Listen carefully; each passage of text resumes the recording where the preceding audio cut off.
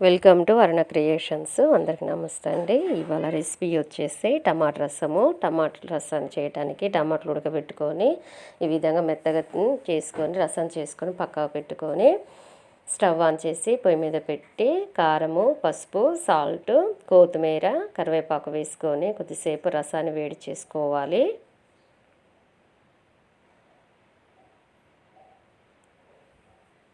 ఈ విధంగా రసం కాగిన తర్వాతకి రసంలోకి కావాల్సింది ఒక పొడి చేసుకోవాలి.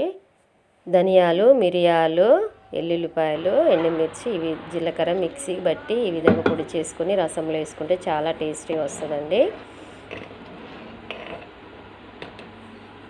ఈ విధంగా చారు కాగిన తర్వాతకి పక్కన స్టవ్ ఆన్ చేసి గిన్నె పెట్టుకొని ఈ రసానికి పోపు వేసుకోవాలి. చాలా టేస్టీ రసం. మీకు నచ్చినట్లయితే లైక్ కొట్టండి.